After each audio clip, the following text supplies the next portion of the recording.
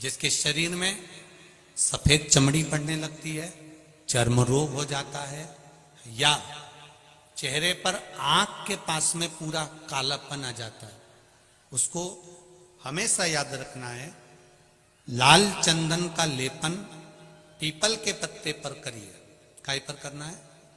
People के पत्ते पर लाल चंदन का लेपन करिए।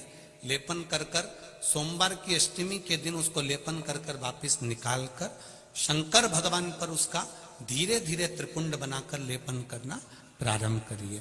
जब आप त्रिपुंड बनाकर लेपन करना प्रारंभ करें, उसके बाद उस चंदन को जो सोमवार की अष्टमी है तब निकाल कर लिया है और निकाल कर लाकर उसको डब्बी में रख लें। उस चंदन का प्रयोग चर्म रोग के स्थान पर थोड़ी थोड़ी मात्रा में करना प्रारंभ करें, पानी के साथ मिलाकर। परंतु उस चंदन को केवल 6 से 7 दिन में प्रयोग करिएगा, ज्यादा नहीं। धीरे धीरे चमड़ी, परंतु उसको सोमवार की अष्टमी के दिन सिद्ध कर कर बनाना है। उसको सोमवार की अष्टमी के दिन चढ़ाना है श्री शिवाय नमस्तुभ्यम या ओम नमः शिवाय या पंचाक्षर मंत्र या महामृत्युंजय मंत्र, जो आपको आता हो, शिव जी का जो नाम आपको याद हो उसको बोलकर चढ़ा दो, उसको लिया, फिर उसको अपने शरीर पर लगाना प्रारंभ करो। उसका फल आपको 15 दिन के अंदर धीरे धीरे धीरे धीरे प्राप्त होना प्रारंभ हो। लाल चंदन का प्रयोग शिव जी के लिए अवश्य। दूसरा, जब विषम परिस्थिति आ जाए, ऐसा लग रहा है कि आपने पशुपति व्रत कर लिया, सोमवार की अष्टमी का प्रयोग कर लिया, मैंने शंकर जी की आराधना कर ली, तो भी विषम परिस्थिति चल रही है, अभी तक कोई सुधार आने को तैयार नहीं है, तब शंकर जी के मंदिर में जब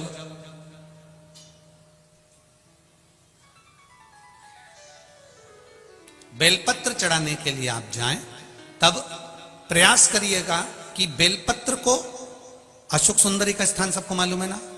बोलो, जम के बोलो जरा, मालूम है सबको? अशोक सुंदरी वाली जगह पर बेलपत्री को डंडी वाली जो जगह है जहां से पानी बहकर जाता है उधर रखना, उसी बेलपत्री को वापस उठाना है। शिव जी के शिवलिंग पर जब बेलपत्री रखो तो डंडी का भाग, आप यहां बैठे हो तो डंडी का भाग पीछे की ओर होना चाहिए। शिवलिंग जैसे ये है तो डंडी का भाग पीछे की ओर, उसको रखकर 7 लोटा जल भगवान शंकर पर समर्पित कर दीजिए, अपने भाव को रखते हो। अगर विषम परिस्थिति चल रही है, आपने पशुपति व्रत कर लिया, सोमवार की अष्टमी का कर लिया, उसके बाद भी कार्य नहीं हो रहा, अटक रहा है किसी कारणवश, कोई फाइल मोटी है, थोड़ा समय लग रहा है, तो 7 लोटा जल का प्रयोग करें। धीरे धीरे 7 लोटा जल शिव जी को बाल्टी में भरकर ले जाएं अपने घर से। 7 कलश जल शिव जी को समर्पित करना है और समर्पित करने के बाद उस बेलपत्री को वापिस अपने ही घर पर लेकर आ जाना। 11 दिन 21 दिन उसको रखो, फिर उसका विसर्जन वापिस किसी नदी, सरोवर, तालाब या वृक्ष के नीचे कर दीजिए। बाबा हाथ पकड़कर बाहर निकाल ही देगा। परिस्थिति अगर बहुत विचित्र, विषमता, बहुत विषम परिस्थिति में उस जगह पर इसका प्रयोग कर सकते। शंकर भगवान को रिझाना, बेलपत्र का प्रयोग भगवान शिव को रिझाने का जो आनंद है, शिव को जो मनाने का आनंद है, वो एक स्वरूप ही अलग है, उसका एक स्वरूप आनंद। शंभु शरणे पड़ी मांगू घड़ी रे घड़ी, दुख काटो दया करी न दर्शन। शिव की आराधना का फल प्राप्त करें। हम कोई भी पुण्य का कार्य करते हैं तो सबसे पहले पंडित जी अगर रखते हैं पूजन की थाली में तो चावल रखते हैं। हम अगर कलश भी रखते हैं तो पहले उसके नीचे चावल रख देते हैं। हमारे यहाँ कोई शुभ कार्य होने वाला होता है तो हमारे यहाँ चावल का प्रयोग पहले किया जाता है।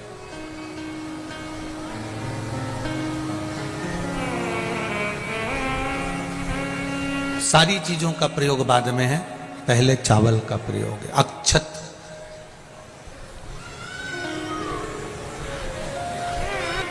क्योंकि चावल में एक गुण होता है,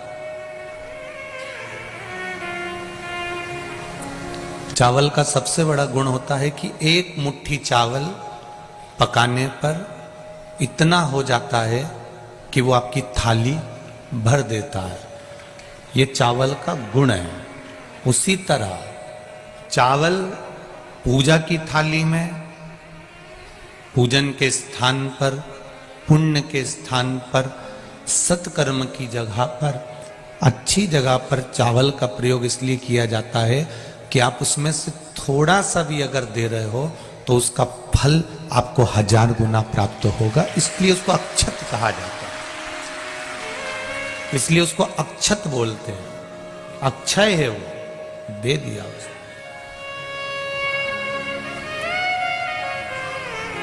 पुण्य, एक मुट्ठी चावल को हम पकाते हैं तो इतना सारा हो जाता है, उसी तरह पुण्य थोड़ा सा करने पर इतना हो जाता है। हम थोड़ा सा भी कर रहे हैं तो उसका फल हमको मिलता जरूर है।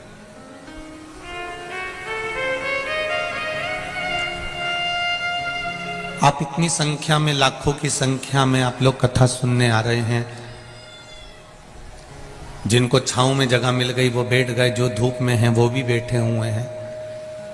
और कोई 2 बजे कथा चालू होती है तो तुम क्या 2 बजे धूप में आके थोड़ी ना बैठते हो। सुबह 8 बजे से 7 बजे से अपनी अपनी जगह संभाल संभाल कर बैठ जाते हो, जहां देखो वहां पर बैठे रहते हो।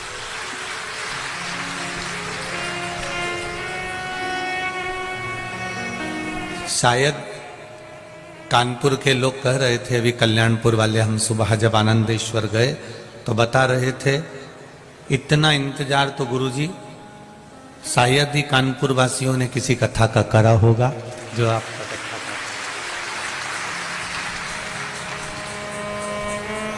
हमारा निवेदन केवल इतना है, आपने सियोर वाले महाराज को समय नहीं दिया है, ना सियोर वाले महाराज की कथा सुनने आए।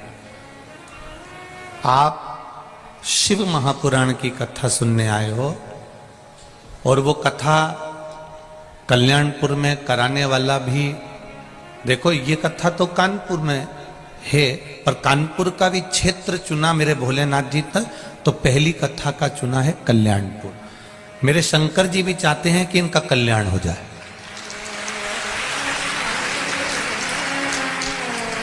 कल्याणपुर क्षेत्र चुना, और ये कथा, ये जितने भी जजमान बने हैं या जितने भी आयोजक समिति है, ये इनके बस की नहीं थी। इनने तो पहले दिन की भीड़ देख के ही हाथ पटक दिए थे। सीधी बात है, जो है वो है। पर प्रशासन ने भी इनका कदम से कदम मिलाकर 2 कदम आगे चलकर पुलिस प्रशासन ने और यहां की प्रशासन ने साथ लिया। इनका साथ पत्रकारों ने, यहाँ के विधायक महोदय हुए, आमदार खासदार, अर्थात आपके यहाँ क्या बोलते हैं, महापौर आदिक जो भी हैं, उन्होंने पार्षद आदिक जो भी हैं, उनका बहुत सहयोग और कहीं ना कहीं किसी न किसी रूप में मिला।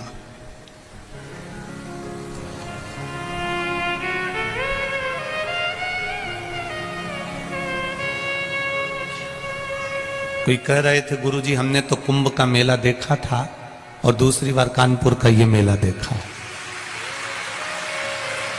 ये शिव कृपा से मिला। इतना सामर्थ्यता नहीं है। कथा कराने वाला मेरा आनंदेश्वर महादेव था, उसको सुनना थी, इसलिए उन्होंने गंगा जी के घाट पर बैठकर इसको करा दिया, और आप और हमने इसको सुन लिया। कराने वाला कोई दूसरा नहीं है। मीडिया संघ ने इसको पूरा लिख लिख कर जनमानस तक भेज दिया। बहुत दूर दूर तक मीडिया ने इसको पहुंचाया। अपनी कलम का सदुपयोग करा जो इनको माता सरस्वती ने प्रदान करी है। वो कलम का प्रयोग इन्होंने अपने माध्यम से किया और उसका सुख संपूर्ण विश्व को मिला।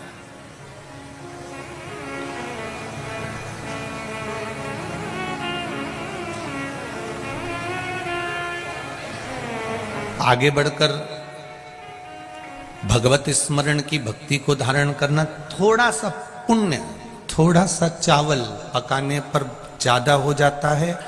उसी तरह जैसे पुण्य थोड़े से ज्यादा होता है, उसी तरह पुण्य की शरण में पाप अगर रहता है तो पाप ज्यादा से थोड़ा हो जाता है। जैसे पालक और मेथी,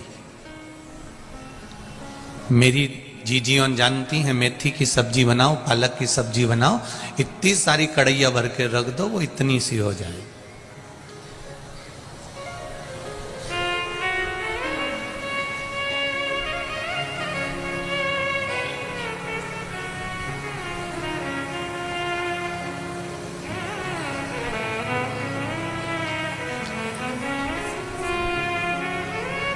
यहां पर ऐसा नियम है कि नहीं मालूम नहीं, पर मारवाड़ियों में ऐसा नियम है। मारवाड़ियों में एक नियम होता है कि जब कोई मरता है, मरने के बाद में जब उठावना होता है, उठावना होने में जो पुरुष होते हैं वो मंदिर जाते हैं। मंदिर से जब वापस आते हैं तो घर की स्त्रियां पालक लेकर खड़ी रहती हैं। अब यहां है कि नहीं मालूम नहीं, पर मारवाड़ में ऐसा नियम रहता है। अब वो पुरुष आया, स्त्रियों ने उस पालक को थोड़ा सा दिया। क्यों? उसका कारण क्या होता है? उसका कारण केवल इतना है कि कहीं कोई पाप कर्म अधिकता में रह गया हो तो परमात्मा उसको थोड़ा कर दे और हमारा जो पुण्य है उसको प्रबल कर दे।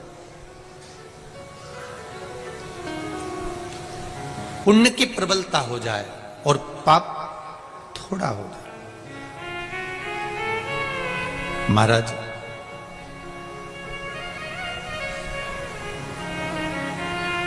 गैस के बट्टे पर दूध को तपा रहे हो, थोड़ा तुमको कहीं जाना है और जल्दी है, तो गैस का जो खटका होता है उसको स्लो रखोगे कि तेज रखोगे? बोलो बोलो जरा। तेज रखोगे। क्यों? क्योंकि तुम्हें कहीं जाना है, तुम्हें कहीं पहुंचना है। जब तुम्हें कहीं पहुंचना है तो तुमने वो गैस का जो खटका है, गैस का जो बर्नर है, उसको तेज कर दिया कि दूध जल्दी पक जाएगा और मैं जल्दी चली जाऊंगी। और अगर तुम्हें कहीं जाना नहीं है तो गैस का जो पॉइंट है वो स्लो रख दिया, मैं अब आराम से झाड़ू लगा के आती हूँ, कपड़े धो के आती हूँ, स्नान करके आती हूँ, तब तक ये दूध पक जाएगा, इतनी देर में मैं आ जाऊंगी।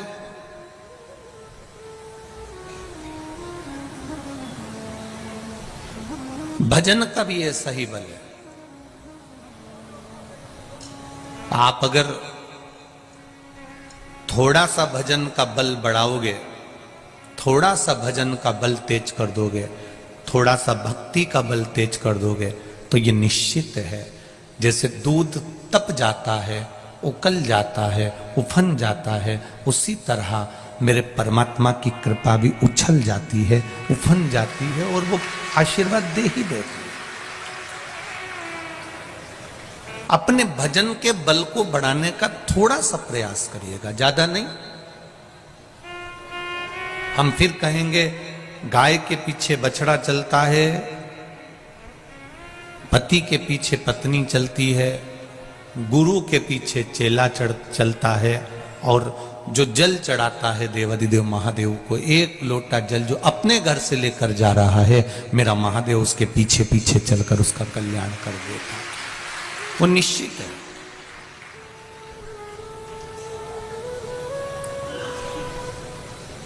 आज कोई कह रहा था गुरुजी ईश्वर तो हमारी सुनता ही नहीं है, भगवान तो हमारी सुनता ही नहीं।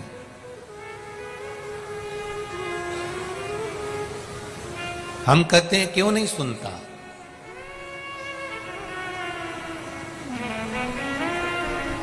उसका कारण केवल एक है। गुरुजी मैंने 2 घंटे भगवान का भजन करा, मैंने श्री शिवाय नमस्तुभ्यम का जाप करा, मैंने पूजन करी, मैंने अर्चना करी, मैंने आराधना करी, मैंने पाठ करा, मैं शिव जी के रोज मंदिर जाता हूं, रोज अभिषेक करता हूं, रोज अर्चना करता हूं, उसके बाद भी भगवान मेरी क्यों नहीं सुनता?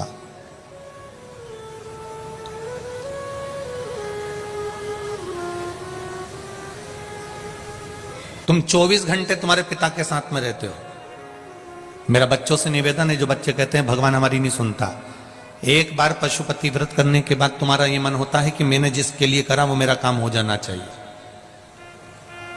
होता है, ऐसा नहीं कर रहे कि नहीं होता, होता है।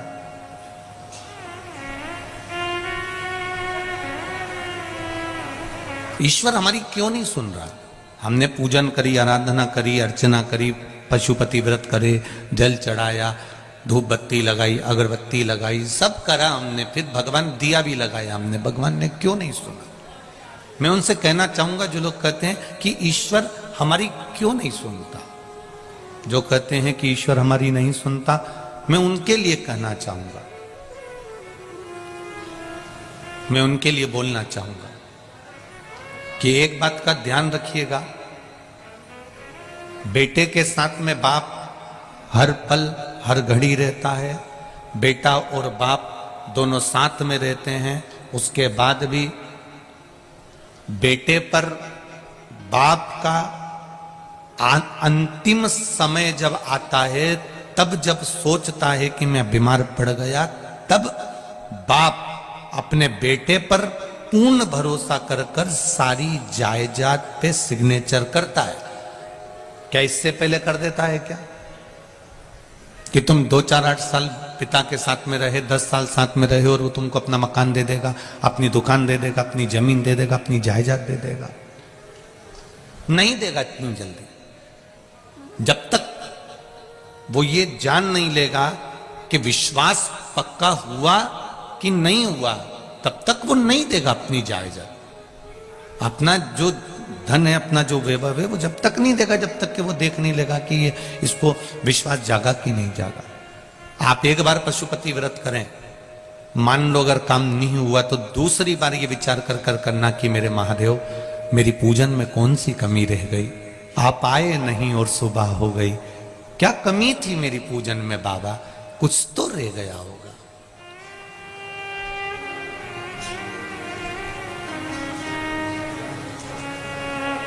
कई लोग कहते हैं गुरुजी हमने बेलपत्री और शहद वाला भी प्रयोग करा, परंतु सबका हुआ, हमारा क्यों नहीं हुआ? तो हम उनसे कहना चाहेंगे कुछ ना कुछ त्रुटि तुम्हारी जरूर होगी।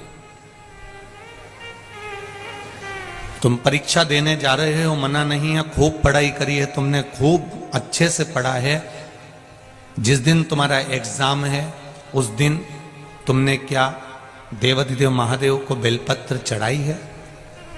नहीं गुरुजी, हमको एग्जाम देने दूर जाना था तो हमने एक दिन पहले चढ़ा दिया। तो हमने भी कह दिया तुमने एक दिन पहले खाया था, फिर उस दिन मत खाना जिस दिन तुम्हारा एग्जाम था।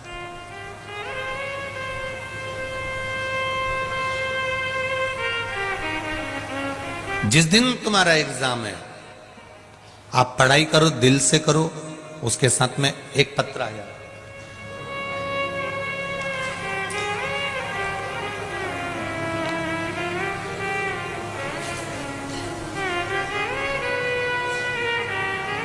प्रिया मिश्रा, शिक्षिका,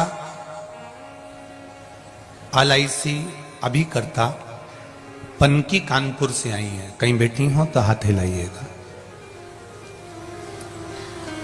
कहीं बैठी आप ही हैं? ठीक है, दोनों हाथ हिला दो इधर। श्री शिवाय नमस्तुभ्यम। हाँ, दोनों हाथ हिलाओ एक बार। श्री शिवाय नमस्तुभ्यम।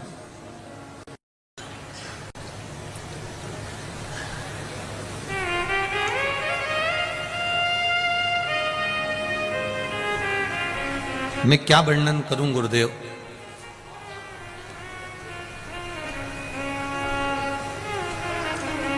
इतना साहस नहीं कि मैं भगवान भोलेनाथ की महिमा का वर्णन कर सकूं। माइक पहुंच सकता है क्या वहां तक? माइक चले जाएगा? पहुंचाओ जरा, जल्दी जल्दी पहुंचाओ।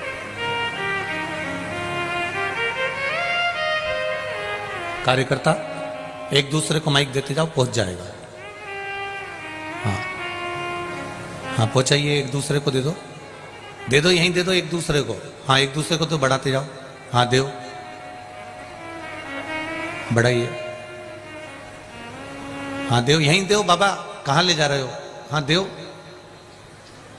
नीचे लेडीजों को दे दो, वो तो बहुत समझदार है मेरी माता है, वहीं बैठे बैठे ही बढ़ा देगी, खड़े होने की जरूरत ही नहीं पड़ेगी। हाँ देते जाओ, देते जाओ, जरा उधर पहुंचाओ। हाँ देते जाओ उधर, बाकी की बैठते जाओ आप लोग। हाँ बढ़े जाओ, देते जाओ उधर। हाँ देते जाइए। श्री शिवाय नमस्तुभ्यम गुरुजी। श्री शिवाय नमस्तुभ्यम दीदी, कैसे हैं आप? बहुत अच्छे हैं। कहाँ से आई हैं? मैं पनकी से आई हूँ। पनकी कानपुर। हाँ, पनकी में कहाँ रहती हैं? पनकी गंगागंज रहती हूँ, गणेश शंकर विद्यार्थी नगर। अच्छा, क्या नाम है आपका? प्रिया मिश्रा नाम है मेरा। आप बड़ी प्रसन्न दिख रही हैं और बहुत अच्छी बातें आपने इस पत्र में लिखी मेरा है। रोम रोम खिल रहा है गुरुदेव, मैं बखान नहीं कर सकती अपनी आपने वाणी से कुछ भी। वर्णन करा है मेरे दो भाई श्याम और निहाल जी, निवासी बिधापुर, दोनों बच्चों ने एयरफोर्स का एग्जाम दिया जी। आपके बताए गए उपाय बेलपत्र वाला शहद लगाकर जाने से दोनों लोगों को बहुत अच्छे नंबर सफलता के लिए मिले हैं जी। अब ये बताएं कि एग्जाम तो दिया थे जी, उसके बाद में काम अटक गया था जी। उनका। गुरुजी एग्जाम दे के आए, बहुत अच्छे नंबर मिले, लेकिन जब मेडिकल हुआ और रनिंग वगैरह हुई, दौड़ हुई, तो उसमें इन लोगों को ऐसा महसूस हुआ सब कुछ इतनी आसानी से होता चला गया मानो बाबा सब कुछ कर रहे हों। जी। मेरा एक भाई तीसरा चौथा अटेम्प्ट था और एक भाई का पहला अटेम्प्ट था। जी। मेडिकल में एक भाई को तो आंखों की थोड़ी सी प्रॉब्लम बता दी, उसमें भी उसने तुरंत मेडिकल क्लियर कर लिया, और एक भाई के 8 दांत खराब बता दिए और 5 किलो वजन कम कर बता दिया। फिर भोलेनाथ जी ने क्या किया वो बता दो। 15 दिन का टाइम दिया, सब लोगों के मन में निराशा आ गई, लेकिन मेरे अंदर एक जोश था, नहीं मेरे भैया आएंगे, करेंगे आके। भोलेनाथ से मैंने अपना भाई बहन का रिश्ता बना के आपने लिखा इसमें, मैंने श्री शिवाय नमस्तुभ्यम का जाप मेरे पूरे परिवार ने करना प्रारंभ कर दिया, बच्चा बच्चा और एक लोटा जल हम दोनों भाइयों को ले जाकर शिव जी को चढ़ाना प्रारंभ कर दिया। जी, बच्चा बच्चा जहाँ पर जो था वो वहीं से बैठकर श्री शिवाय नमस्तुभ्यम का जाप कर रहा था, और मानो अंदर स्वयं बाबा सब कुछ कर रहे हो। इतनी जल्दी सिलेक्शन लेटर हाथ में लेके बाहर जय हो, निकल आए जय हो, जय हो। ये दोनों। अब आपका दोनों भाइयों का सिलेक्शन लेटर हाथ में आ गया और बाबा ने कृपा कर दी। हर हर महादेव, बहुत बहुत बधाई आपको।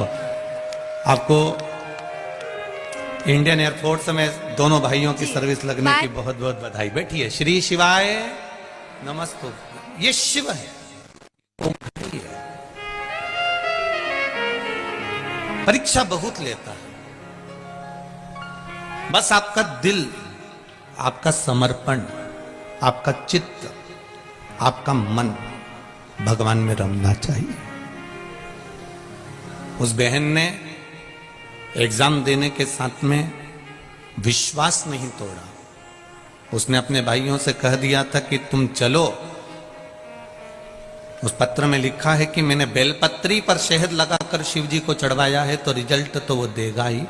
पास भी हो गए, पर ज्वाइनिंग लेटर नहीं है, क्योंकि 5 किलो वजन भी कम है, दांत में कुछ प्रॉब्लम भी है। फिर जल चढ़ाना प्रारंभ करा, फिर शिव मंदिर जाना प्रारंभ करा, फिर श्री शिवाय नमस्तुभ्यम कहना प्रारंभ करा।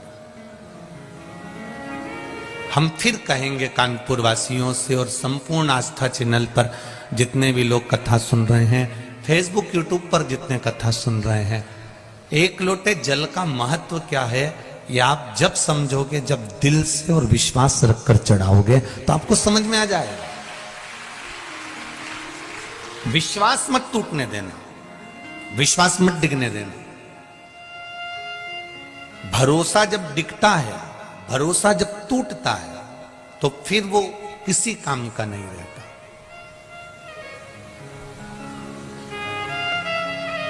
प्रहलाद से पूछा गया था कि इस खंबे में तेरा भगवान है, वो प्रहलाद ने कह दिया था खंबे में भगवान है।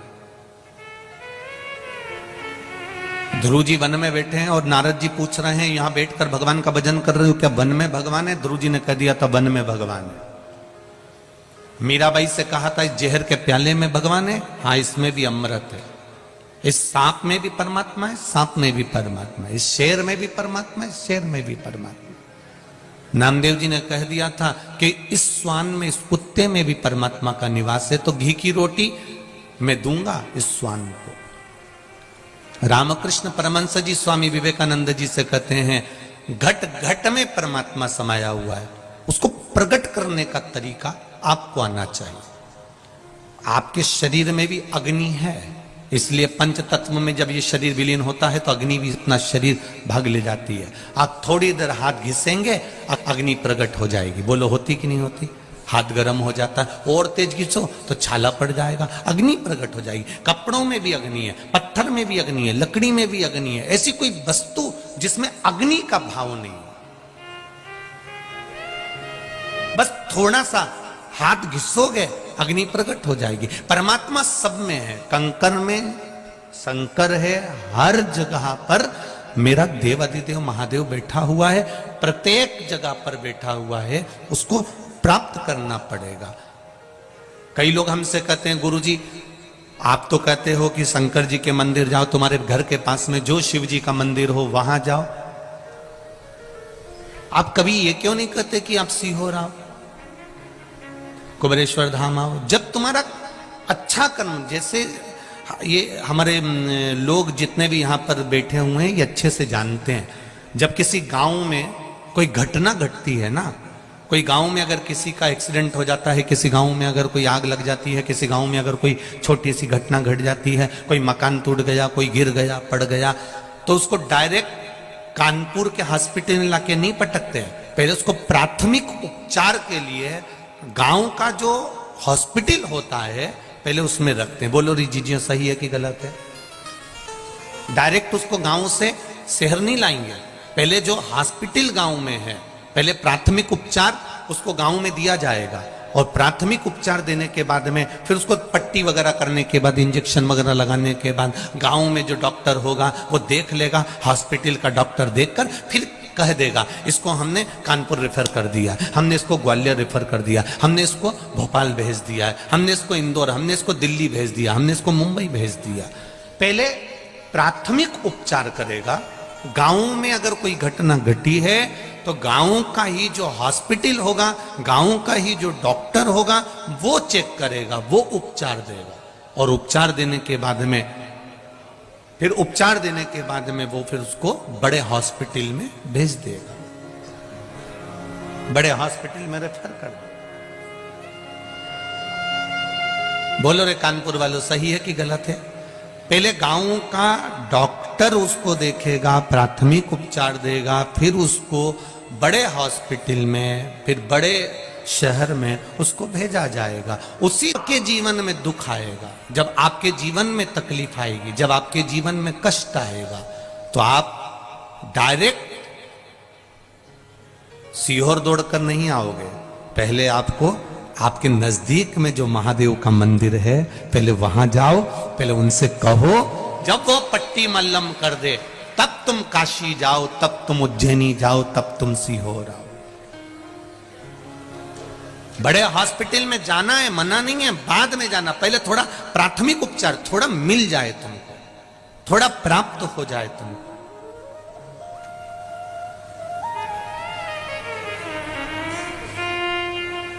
हम कथा करवाने वालों से हमेशा कहते रहते हैं कि कभी कर्जा रखकर कथा मत करवाना, कभी कर्जा लेकर कथा मत कराना।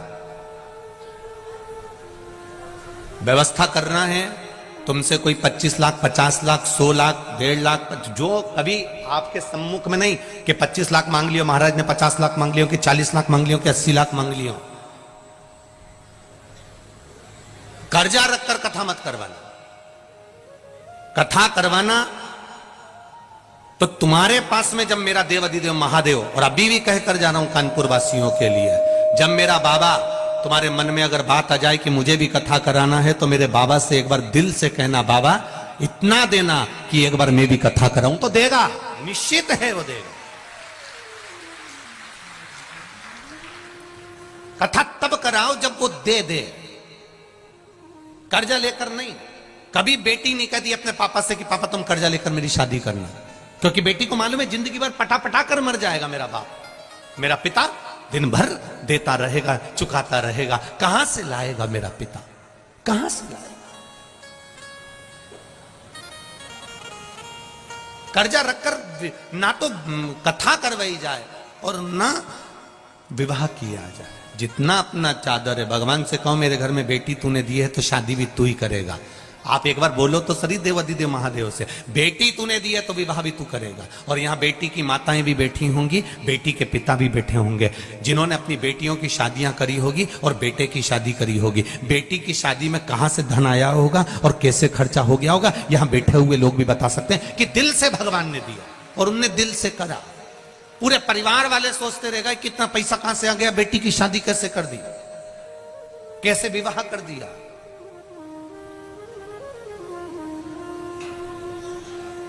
आप उससे कहो, मेरे आनंदेश्वर महादेव से, मेरे विश्वनाथ से, मेरे महाकाल राजा से, मेरे त्रिकालदर्शी, मेरे कैलाशी, मेरे अविनाशी, मेरे कुबेर भंडारी से कहो कि वो दे तुमको और तुम कथा कराओ। हमारे ये जितेंद्र जी शुक्ला जी के साथ के जितने भी मित्र मंडली है, जितने भी जजमान परिवार है, वो रोज कहते हैं गुरु जी ऐसी कृपा करो, ऐसी कथा होती रहे। हम तो भगवान से यही प्रार्थना करके जाएंगे कि बाबा आप लोगों को खूब देता रहे और आप ऐसे ही सत्कर्म करते रहे। आज भी यजमान हमको जब लेर कर आए तब बोल रहे थे, कल वाले भी बोल रहे थे, परसों वाले, हमने उनसे एक ही बात कहा, बाबा से विनती करो, बाबा करेगा। उससे बस निवेदन करना हमारा काम है, हम कह सकते हैं बस, इससे ज्यादा कुछ। तेरे मंदिर में आना मेरा काम है और मेरी बिगड़ी बनाना तेरा काम। कोई सम्मुख नहीं आता। अंत समय तक, जन्म से लेकर मृत्यु तक कोई तुम्हारा साथ देने वाला नहीं होगा। माता के गर्भ से जब पैदा होगे तब भी अकेले होगे और मरोगे तब भी अकेले रहोगे। कोई साथ नहीं देगा। जो माँ के गर्भ में तुम्हारा पेट भरेगा, जो माता के स्तन में दूध देगा, वो ही मरते समय तुम्हें कफन देगा, वही लकड़ी देगा, वही अग्नि देगा, कोई दूसरा नहीं।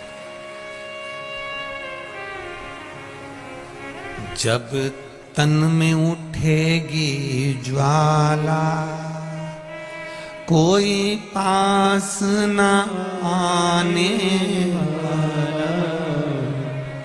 जब तन में उठेगी ज्वाला, अंत समय में चिता पर रख दिया जाएगा, जला दिया जाएगा। परिवार वाले आग लगाकर पीछे हट जाएंगे, कोई तुम्हारे साथ में रात भर नहीं रहेगा। मुर्दा अकेला जलता रहता है, हड्डियां चटकती रहती है, शमशान सूना रहता है, तब कौन तुम्हारा साथ देता है? कोई साथ देने वाला नहीं होता। जो तुमने भगवान का भजन किया है, जो तुमने एक लोटा जल चढ़ाया है, जो तुमने बेलपत्री चढ़ाई है, जो तुमने शिव महापुराण की कथा सुनी है, जो यहां पर सेवा करी है, वो पुण्य तुम्हारा अकेलापन दूर करेगा और शमशान में भी तुम्हारे साथ खड़ा रहेगा। तुम्हारा पुण्य कटने वाला नहीं, पुण्य तुम्हारे सामने रहेगा। जब तन में उठेगी ज्वाला, कोई पास ना आने वाला। हम सब की सुन के पुकार रे, तू नंदी लेकर आ जा। मेरे दीन बंधु भगवान रे, हम सब की सुन कर आ जा। जब आए मरण का मौका, कहीं हो ना जाए धोखा। मेरी सैया छूटे भोलेनाथ, तो तू नैया लेकर आ जा। अंत समय बड़ा विचित्र, कोई नहीं आएगा, कोई नहीं। हमारे बीच में संत महाराज पधारे, एक बार जोरदार ताली बजाकर स्वागत करें आदरणीय संत बाबा जी। संत महाराज जी के लिए जोरदार ताली बजाकर स्वागत करते। अंत समय कोई नहीं आएगा। उस अंत समय में केवल एक, कोई नहीं रहने वाला शमशान में। आग लगाएंगे, सब वापिस आ जाएंगे। घर आते से ही पड़ोसी की यहां से पूड़ी और सब्जी आ जाएगी, खा जाएंगे। मुर्दा भी पड़ा होगा तो भी अंदर जाके चाय तो निपटा जाएंगे, चाय पीने में कोई मना नहीं करेगा। रात भर मुर्दा पड़ा है तो रात भर कोई नहीं रोता साहब। कौन रोता है रात भर? कोई नहीं। शुरू के 2-3 घंटा जरा दमदारी से रो लेते हैं क्योंकि दम दिखाना पड़ती है, कि धीरे धीरे धीरे धीरे आंसू पुछ जाते हैं, दीवार से माथा टिक जाता है, पल्लू बड़ा सारा, धीरे धीरे धीरे धीरे फिर सब सवेरे का इंतजार होता है, फिर सब चाय वाय पी के फिर वापिस रोने बैठ जाते हैं। फिर जब ले जाने का समय होता है तो जो चाय पी है उसकी एनर्जी से रोना पड़ता है, दमदारी से, फिर अल्लाह अल्लाह के चिल्ला चिल्ला के।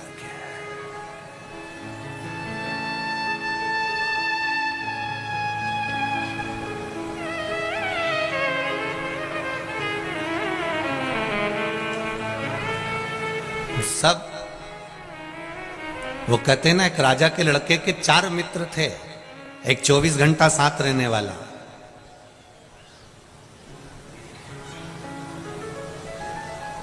एक 8 घंटा साथ रहने वाला। 3 मित्र थे, एक 24 घंटा वाला, एक 8 घंटे वाला, एक कभी कभी मिलने वाला। राजा का लड़का उनके साथ रहता था, 24 घंटे साथ रहता था।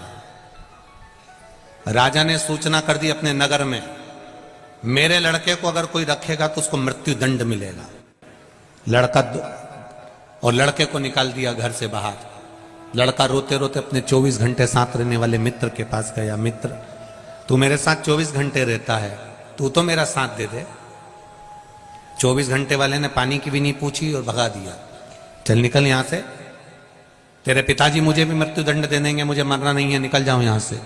24 घंटे वाले को निकाल दिया, 24 घंटे वाले ने निकाल दिया। रोता हुआ 8 घंटे वाले के पास गया, उसने सोचा 8 घंटे वाला क्या साथ देगा जब 24 घंटे वाले ने नहीं दिया। 8 घंटे वाले के पास गया तो 8 घंटे वाले ने भी पानी तो पिलाया, थोड़ी देर बिठाया, पर कह दिया मैं साथ नहीं दे सकता, तुझे जाना पड़ेगा, तेरा पिताजी हमको भी मृत्यु दंड दे देगा, मर जाएंगे हम, जा। उसने निकाल दिया। उसने कहा जब 24 घंटे साथ रहने वाले ने साथ नहीं दिया, 8 घंटे वाले ने साथ नहीं दिया, तो कभी कभी मिलने वाला क्या साथ देगा। गया वो कभी कभी मिलने वाले के पास, उसने कहा बहुत दिनों के बाद आया रे, सालों हो जाती है तू तो आता ही नहीं है। हाँ मित्र, बस आया हूं तेरे यहां रहने के लिए। मेरे पिताजी ने पूरे नगर में सूचना करी है, जो मेरे बेटे को रखेगा उसको मृत्यु दंड दिया जाएगा। कभी कभी मिलने वाले ने कह दिया तू चिंता मत कर, तू मेरे पास रहे, तेरा पिताजी अगर मुझे मारेगा तो मैं मरने को तैयार हूं, तू तो आराम से रहे मेरे पास में, खा पी मौज कर। कभी कभी मिलने वाले ने अपने पास रख लिया। राजा को सूचना मिली, उसने उसको बुलाया, पूछा तुमने मेरे बेटे को रखा? हाँ। तुम्हें डर नहीं है? नहीं है। राजा ने अपने लड़के को राजपाट दे दिया, जो कभी कभी मिलने वाला था उसको मंत्री बना दिया। कभी कभी मिलने वाले को मंत्री बना दिया, राजपाट राजा के लड़के को दे दिया। यह समझने वाली बात है कि राजा के लड़के के 24 घंटा, 8 घंटा और कभी कभी वाले मित्र कौन थे, तो हम समझें 24 घंटा साथ रहने वाला, इस आत्मा के साथ रहने वाला ये शरीर है। जब प्राण छूटता है तो सबसे पहले ये शरीर साथ छोड़ता है। इसके ऊपर कितना खर्चा करा तुमने 24 घंटा, एक से बढ़कर एक साबुन से नहाए, एक से बढ़कर एक क्रीम लगाया, एक एक घंटे तक धागे से।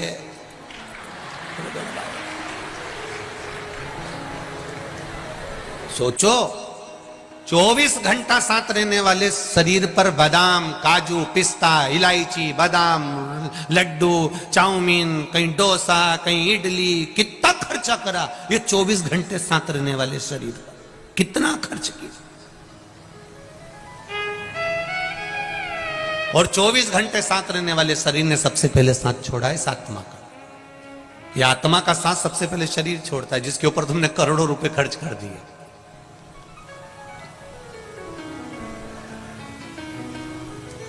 करोड़ों रुपए जिसके ऊपर खर्च करा, उसने सबसे पहले साथ छोड़ा। फिर 8 घंटे वाले होते हैं हमारे परिवार वाले, 8 घंटे से ज्यादा नहीं रोते। तुम अंदाजा लगा के बैठ जाना, रात को मरेंगे तो 2-3 घंटा जब दमदारी से रोएंगे, रात भर लाश को पटक देंगे दिया लगा के, दिया और अगरबत्ती, सुबह सुबह फिर तैयारी, 2-3 घंटा जब दमदारी से रो लेंगे। ऐसे मिला के केवल 6 घंटा तो ये हो गए, 2 घंटा इन्होंने बचा के रख लिए। जब भी कोई मिलने आएगा तो 1-1 सेकंड के लिए तो रोना पड़ेगा, उसका पूरा हिसाब लगाया जाएगा। तो 8 घंटे के पहचान वाले हैं। जैसे ही कोई आया रहता है, माताएं अपने काम में लगी रहती है, और जैसे ही कोई आके बैठा और इनने पल्लू डाला करना,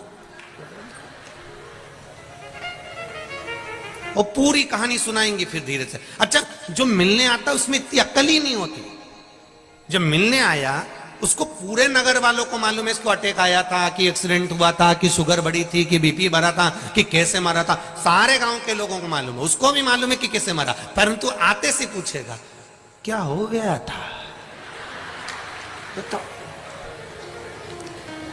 और कहने वालों को भी शर्म नहीं आती, वहीं बैठे बैठे रात को तो अच्छे थे, मक्का की 2 रोटी खाई, 3 कटोरी कड़ी पी थी,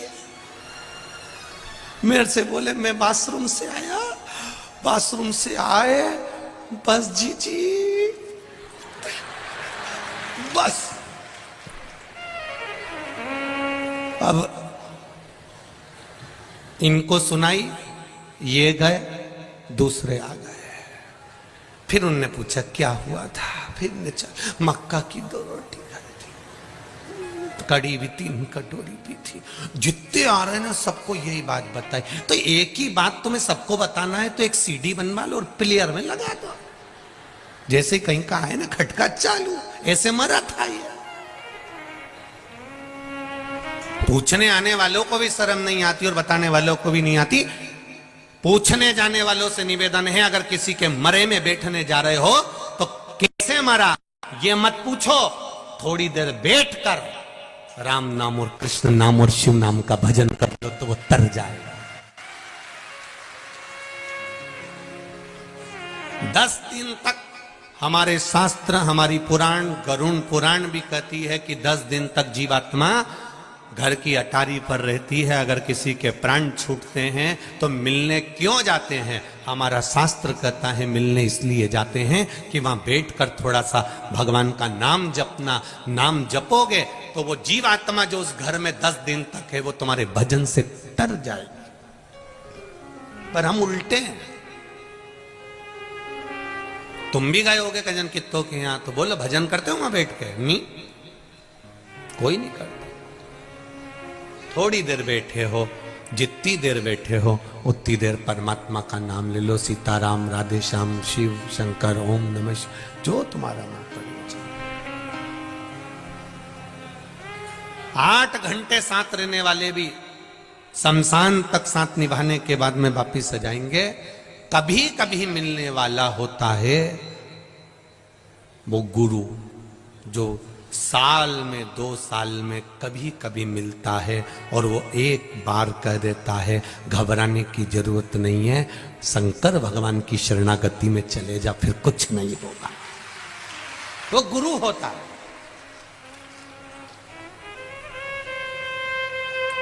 कितनी भी आत्मा भटक रही हो, वो गुरु उसको शरणार बिंदु तक ले जाके छोड़ देगा। वो कभी कभी मिलता है की भक्ति को धारण। कभी कभी मिलने वाला होता है सतगुरु, जो कह देगा 24 घंटे साथ रहने वाला शरीर है, आत्मा के साथ रह रहा है। 8 घंटे वाले रिश्तेदार, परिवार वाले हैं। और कभी कभी मिलने वाला गुरु इस आत्मा को समझाकर परमात्मा तक छोड़ देता है। वो कहता है कि तुम शिव पर विश्वास करो, संसार पर नहीं। संसार तो मिथ्या है, झूठा है।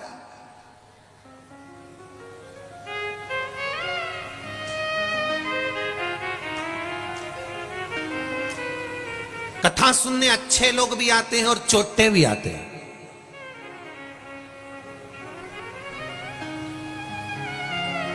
तुम्हारा ध्यान भोलेनाथ पर रहता है और चोटे का ध्यान तुम्हारी चेन और अंगूठी और मोबाइल और पर्स पर रहता है। अब एक बात हम पहले भी कथा में कहे, आज फिर कहेंगे।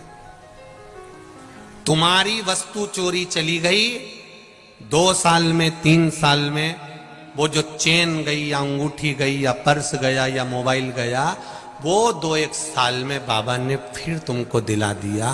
पर चोटा तो हर कथा में पहुंचता है, तो वो भी चोटा की चोटा ही रहता है। वो आज तक चोटे से प्रमोशन ही नहीं हुआ उसका। जब 25-50 हजार रुपए की 2-4 हजार, 10 हजार, 20 हजार के मोबाइल चुरा लिए, 50 हजार की चेन अंगूठी चुरा ली, तो करोड़पति हो जाना था अभी तक तो उसको, लखपति बन जाना था अभी तक तो उसको, अरबपति बन जाना था उसको तो अभी तक। पर अभी तक भी वो चोटा की चोटा ही है, उसका प्रमोशन ही नहीं हुआ बापड़े का। और जितने चोटे बैठे हैं, छुप छुप कर उनसे निवेदन है, थोड़ा सा समझ जाओ। चोरी करने के लिए भी बहुत सारी जगह है, पर यहां गरीब जब आते हैं कथा सुनने के लिए, साधारण सा व्यक्ति आता है, उसका कोई सामान खोता है ना, दिल से बद्दुआ देता है। तुम्हारे पूर्वज भी रोते होंगे तुमको देखकर कि मेरी औलाद क्या गलत काम कर रही है। थोड़ा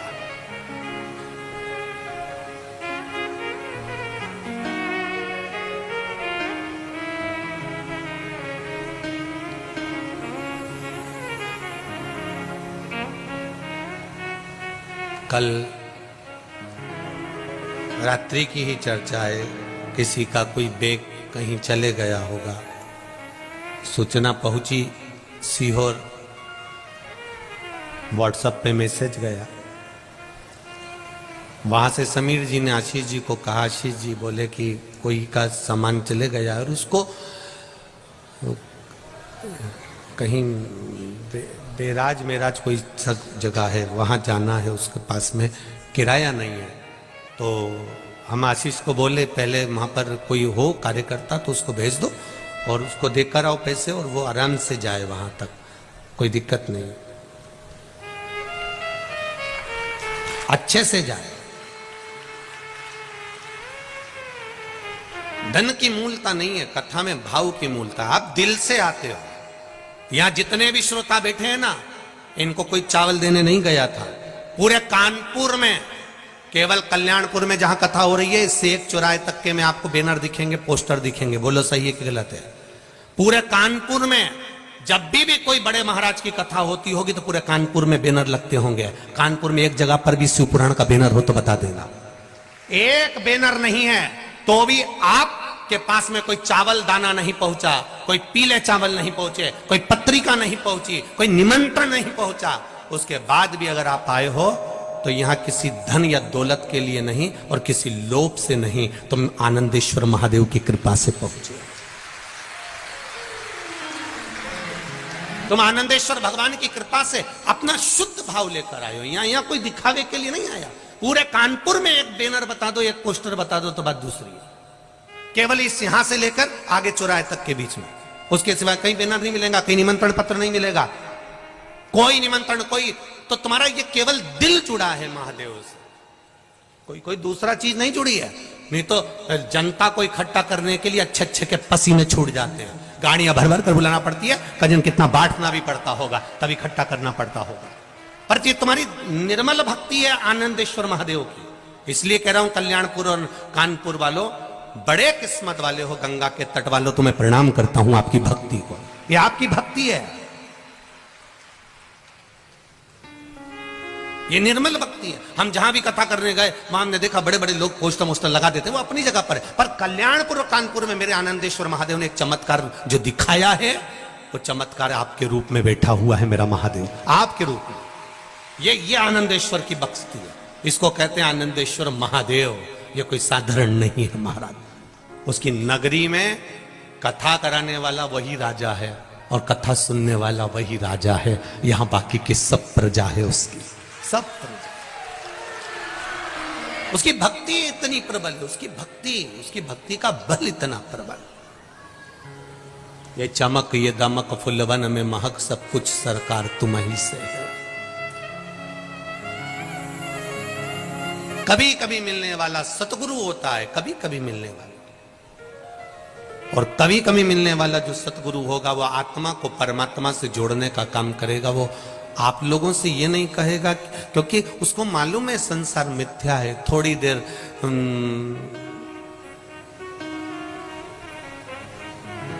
तो वो एक पहले एक कोई गीत बना था कि थोड़ी देर रोगे कि चाय पीने चले,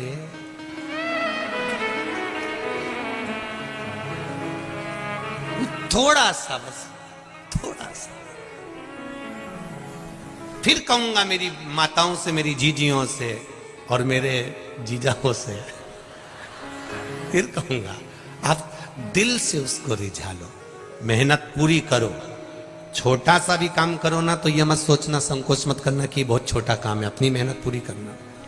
अभी परसों की कथा में कहीं पीछे लेटर पड़ा होगा, किसी कबाड़ी का काम करने वाली, कबाड़ का काम करने वाली, लोहा लंगड़ का कबाड़े के काम करने वाली के यहाँ कुछ चोरी हो गई होगी। तुम्हारे यहीं की कथा है। उसने पत्र लिखा है, कहीं बैठे हो तो वो कबाड़े वाले अगर कहीं बैठे हो तो हाथ हिला देना। कबाड़े वाले के यहाँ चोरी हो गई थी। अब वो कबाड़े वाले के यहाँ चोरी हो गई तो उन्होंने थाने में रिपोर्ट कराई। कोई बैठे हो, यहाँ सूचना भी हो गई, अखबार में भी आया होगा कबाड़ा मबाड़े का, तो कबाड़े में चोरी हो गई थी तो उन्होंने रिपोर्ट कराई। और रिपोर्ट कराने के बाद में, पत्र होगा पीछे कहीं पड़ा होगा, रिपोर्ट कराने के बाद में वो चोर नहीं मिला। और उनकी पत्नी ने कथा सुन ली कि कानपुर में कथा हो रही, कल्याणपुर में, तो कहने लगे आप अपन भी जाके बैठो, सियोर वाला महाराज बोलता है 3 महीने में रिजल्ट मिलता है, चोटा भी मिलेगा।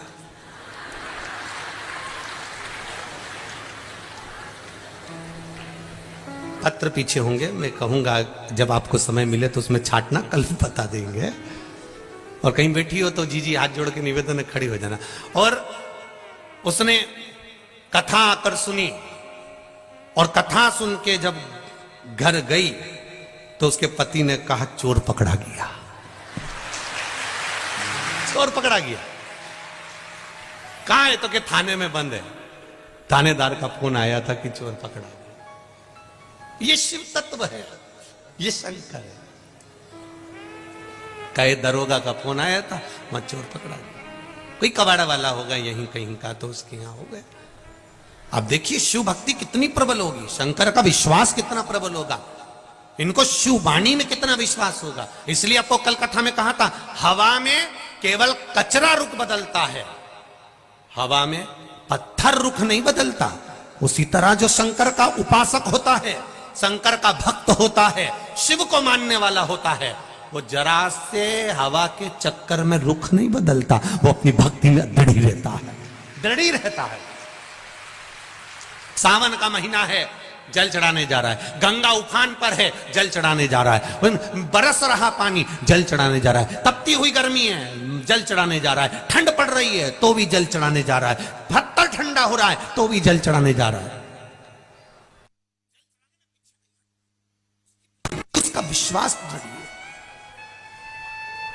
उसका भरोसा पक्का है।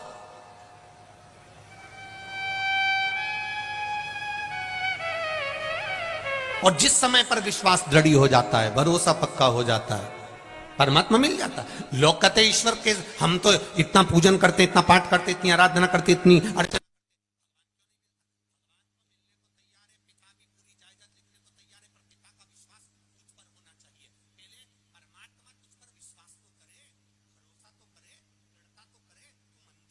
करा है 2-3 महीने जाकर बंद कर देगा तो भगवान कुछ दे रहा है क्या?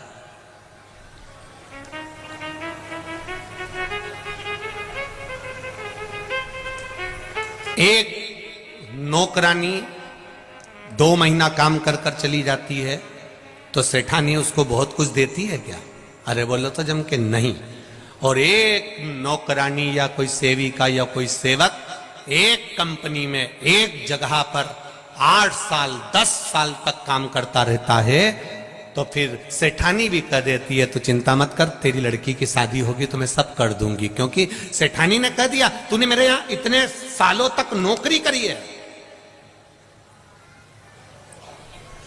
मेरे यहां इतने सालों तक तूने सेवा दी है, मैं तेरा लड़की की शादी कर दूंगी, तेरे बच्चे की पढ़ाई का खर्चा उठा लूंगी, तो क्या टेंशन लेती है? तू मेरे पास अगर नौकरी कर रहा है, शंकर भगवान भी तो कहते हैं, तूने अगर मेरी नौकरी पकड़ कर रखी है, मेरे यहां आ रहा, एक लोटा जल चढ़ा रहा, प्रणाम कर रहा, बेलपत्र चढ़ा रहा, आचमन कर रहा, तो चिंता मत कर।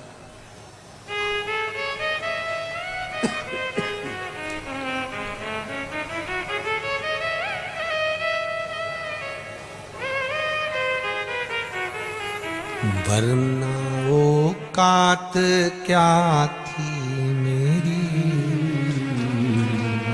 सबसे बढ़िया है सबसे खरी हो,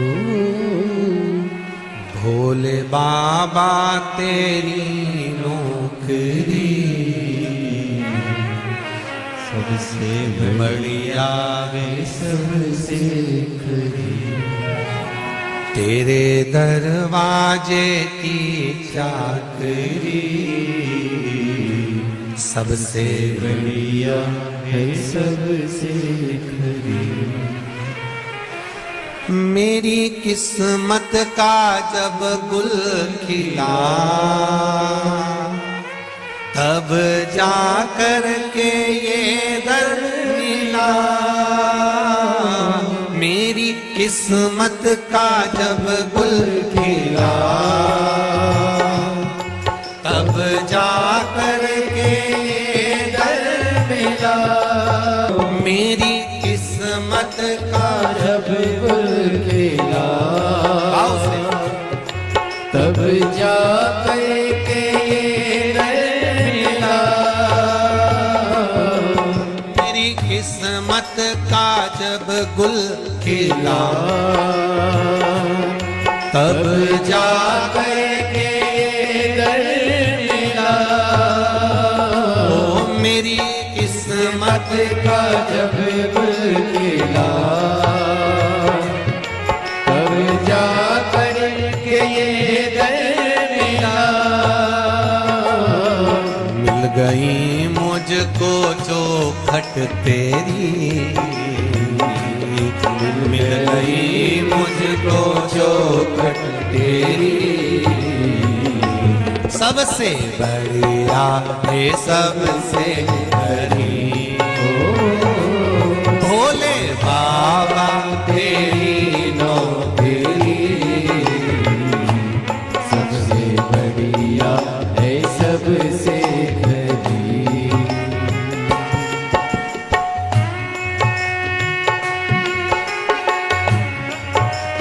जय हो।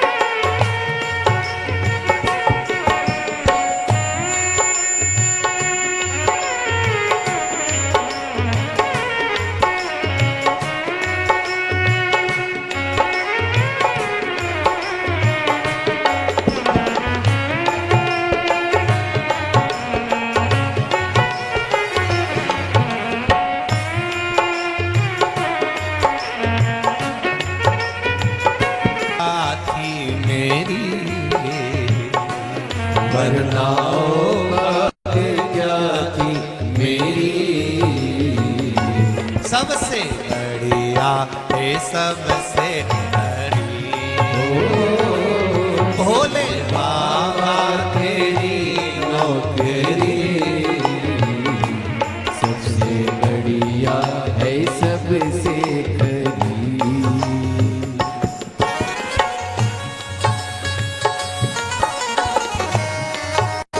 हरि बोल।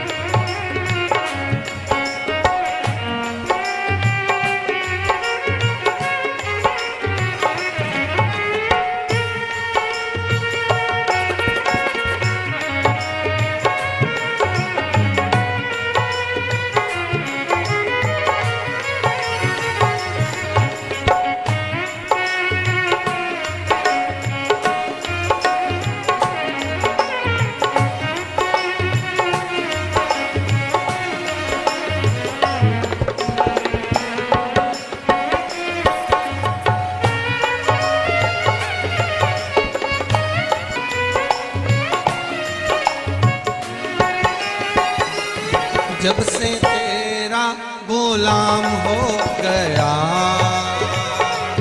तब से मेरा भी नाम हो गया। जब से तेरा गुलाम हो गया, तब से मेरा भी नाम हो गया। जब से तेरा गुलाम हो गया, तब से मेरा भी नाम हो गया। जब से तेरा गुलाम हो गया, तब से मेरा भी नाम हो गया। वरना औकात क्या थी मेरी, वरना औकात क्या थी मेरी। सबसे बढ़िया है सबसे करी, भोले बाबा तेरी नौकरी। सबसे बढ़िया है सबसे करी, भोले बाबा तेरी नौकरी। सबसे बढ़िया है सबसे करी, भोले बाबा तेरी नौकरी। सबसे बढ़िया है सबसे करी, भोले बाबा तेरी नौकरी। सबसे बढ़िया है सबसे करी। सबसे बढ़िया है सबसे करी, सबसे बढ़िया है सबसे करी। सबसे बढ़िया है सबसे करी।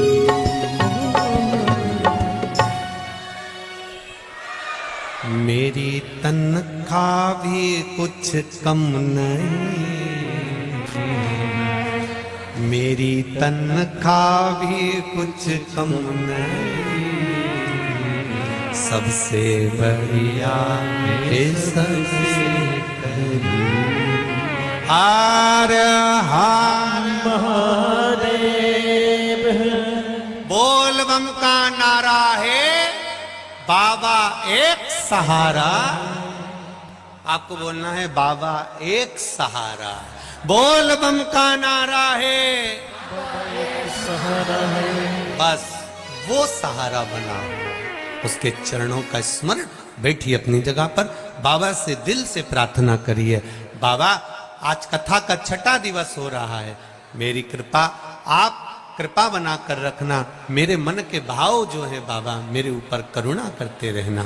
मेरे दिल की बात आप तक पहुंचे, इसलिए मैं कथा सुन रही हूं। भले आस्था चैनल पर सुनूं, फेसबुक यूट्यूब पर सुनूं, या इस पावन पंडाल में बैठकर सुनूं। बाबा मेरे विश्वास को दृढ़ बनाकर रखिएगा।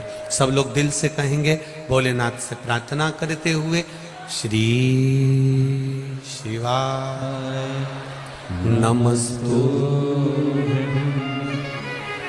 श्री शिवाय नमस्तु, श्री शिवाय नमस्तु, श्री शिवाय नमस्तु, श्री शिवाय नमस्तु। भोला सब दुख काटो मार, ओ भोला सब दुख काटो मार।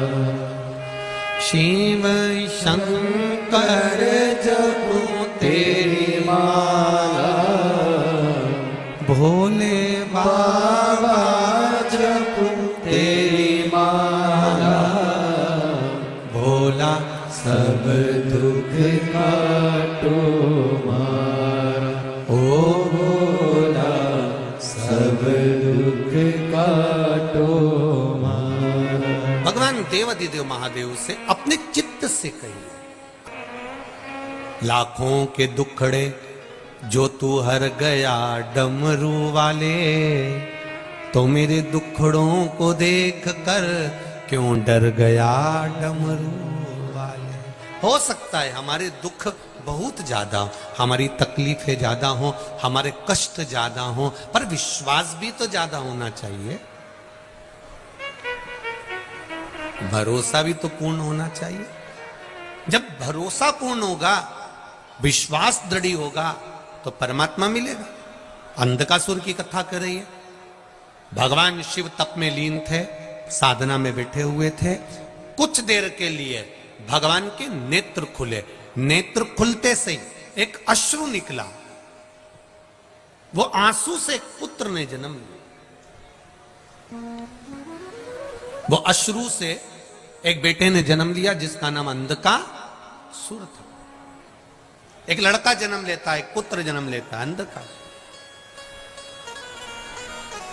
जब अंधकासुर ने जन्म ले लिया, पार्वती जी ने उसको गोदी में ले लिया। शिव जी कह रहे हैं पार्वती इसको उठाकर फेंक दो, इस बालक को अपने पास में नहीं रखना है, इसको उठाओ समुद्र में डाल दो, क्योंकि ये मेरे नेत्र बंद करने के बाद जन्मा। ये मेरे नेत्र बंद करने के बाद जन्म लिया, इसको उठाओ और समुद्र में डाल दो, इसको नहीं रखना अपने। महाराज पार्वती जी ने उसको हृदय से लगाया, ये मेरा पुत्र है, ये मेरा बेटा है, और जब मेरा पुत्र है, मेरा बेटा है, तो मैं इसको कैसे मार सकती हूं, इसको कैसे मैं समुद्र में डाल सकती हूं।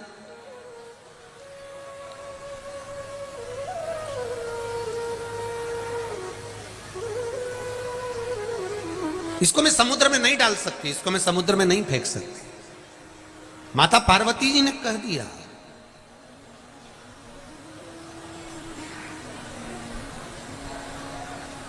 अब माता पार्वती जी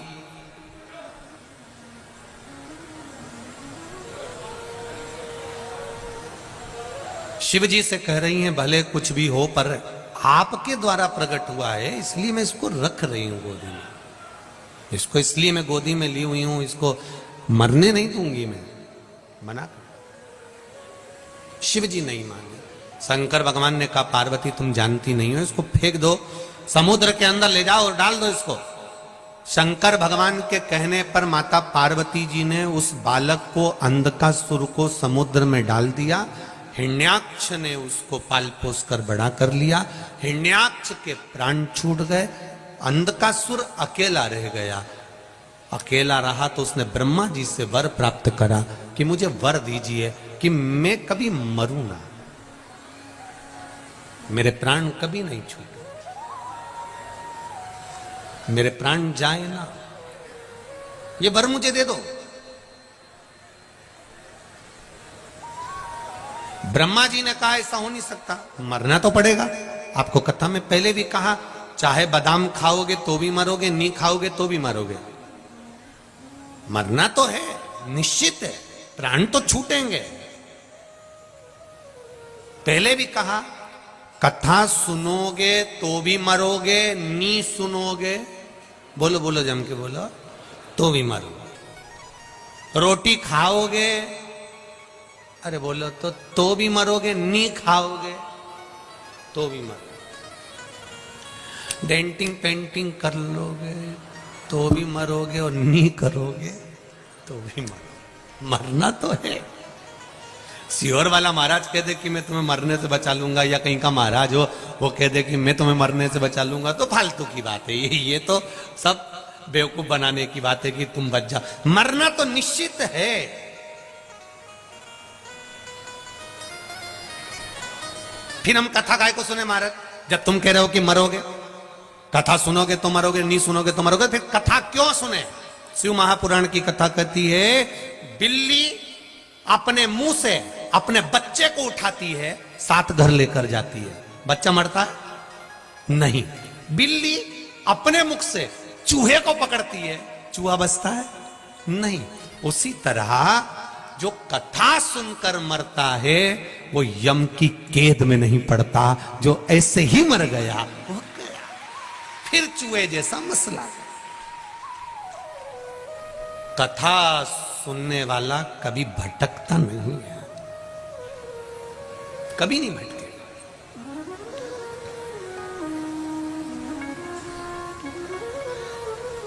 इतने सारे लोग बैठे हो, मान लो चाबी तुम्हारी कहीं खो जाए घर की, अभी तुम यहां से जाओ और चाबी तुम्हारी कहीं खो जाए, परेशान होगे कि नहीं होगे? अरे बोलो तो जम के, होगे ना? फिर क्या करोगे? मैं वापिस जाती हूं, मैं जहां बैठी थी वहां पे ढूंढती हूं, फिर आई, फिर ढूंढी, नहीं मिली। अब क्या कर रही है? मैं उसी रास्ते पे जाती हूं जहां मेरी चाबी से मैं आई थी ना, तो चाबी तो मेरे पल्लू में ही थी, चाबी तो मैं लेके गई थी, चाबी तो हमारा कमर में खोसी हुई थी, फिर चाबी कहीं का, फिर उस रास्ते भर चाबी ढूंढती ढूंढती, पड़ोसन भी पूछ रही क्या ढूंढती ढूंढती आई। चाबी भूल जाओगे, चाबी छोड़ जाओगे तो घर जाकर कितनी परेशानी देखना पड़ेगी, जरा विचार करो। चाबी गुम जाए, मोबाइल गुम जाए, किसी बाहर मुंबई गए और तुम्हारे पास में से एड्रेस गुम गया या मोबाइल नंबर गुम गया, कितना परेशान हो गए। परेशानी देखना पड़ेगी, जरा विचार करो। चाबी गुम जाए, मोबाइल गुम जाए, किसी बाहर मुंबई गए और तुम्हारे पास में से एड्रेस गुम गया या मोबाइल नंबर गुम गया, कितना परेशान हो गए। एक चाबी घूम जाती है तो परेशान होना पड़ता है, वापिस लौट कर आकर चाबी ढूंढना पड़ता है। उसी तरह मरते समय परमात्मा का नाम भूल गए तो वापिस आना पड़ेगा, ढूंढना पड़ेगा, फिर ढूंढो, वापिस ढूंढो। चाबी खो जाए तो कितना परेशान होना पड़ता, वापिस आओ, देखो मिलेगी, फिर परमात्मा का नाम भूल गए, मृत्यु के समय पर, अंत समय पर परमात्मा याद नहीं आया, राम कृष्ण शिव मेरा याद नहीं आया, अंतिम समय में प्राण छूट रहे, भगवान याद नहीं आया, संसार में आसक्तियों में, वासनाओं में, तृष्णाओं में पड़े रहे, नहीं आया परमात्मा, चाबी गई। फिर भगवान से कहा प्रभु मुझे एक बार फिर जन्म दे दो। 84 लाख योनियां मनुष्य की, जो पीछे की 83,99,999 जो योनियां काट कर 84 लाख योनि में पहुंचे हो, वो ऐसे थोड़ी ना पहुंच गए। वो चाबी के चक्कर में आना पड़ रहा है कि भगवान के द्वार पर जाने की वो चाबी कौन सी है, तो वो चाबी कोई दूसरी नहीं, श्री शिवाय नमस्तुभ्यम, वो चाबी है जो मंजिल तक पहुंचा दे। ये पत्राएं देखिए,